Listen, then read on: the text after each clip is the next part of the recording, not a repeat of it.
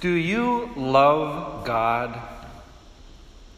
I mean, do you really love God? If you come to Mass on a Thursday morning, I would presume that your answer to that question is yes.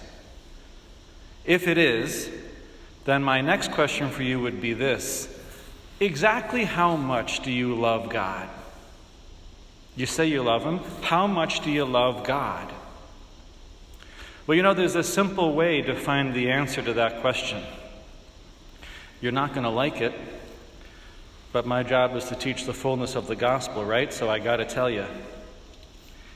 If you want to know how much you love God, take a close look at how much you love the most difficult people in your life right now, the people who are hardest to love. To the extent that you love the people who are hardest to love, you love God. Did you hear that? To the extent that you love the people who are hardest to love, you love God. When I say love, I'm not talking about liking them, not talking about feeling warm or affectionate feelings towards them.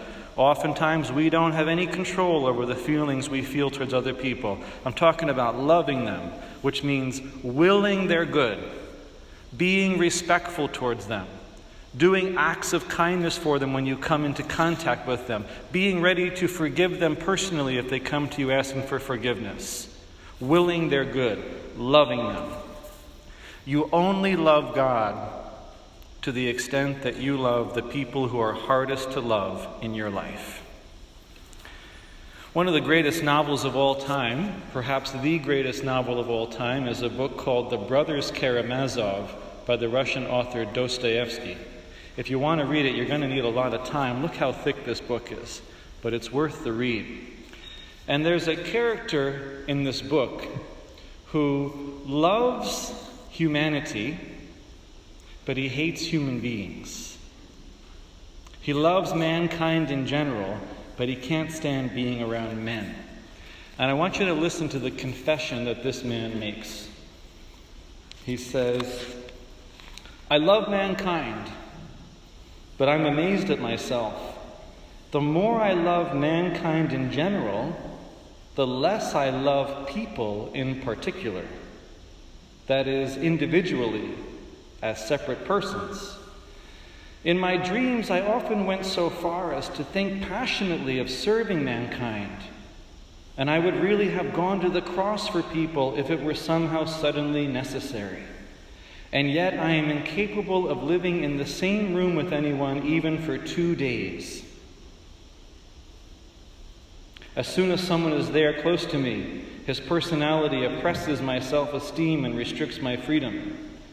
In 24 hours, I can begin to hate even the best of men. One because he takes too long eating his dinner, another because he has a cold and keeps blowing his nose. I become the enemy of people the moment they touch me.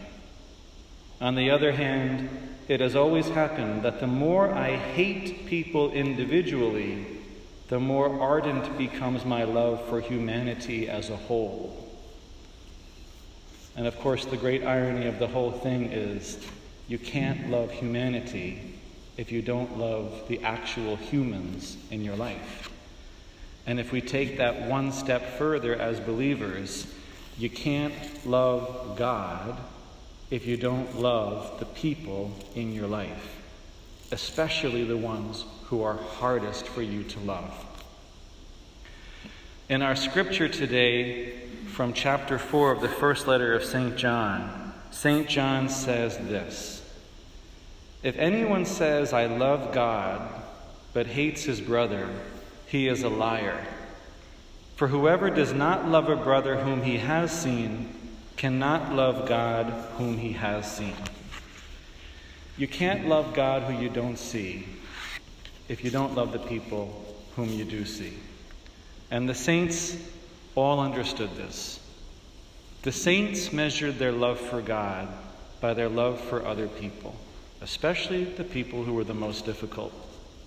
Dorothy Day, the great advocate of the poor, who is now a servant of God and hopefully will one day become a saint, once said this: "I really only love God as much as the person I love the least." How are you doing at loving the people in your life who are the most difficult for you to be around? The people who are the hardest for you to love? You only love God as much as you love those people.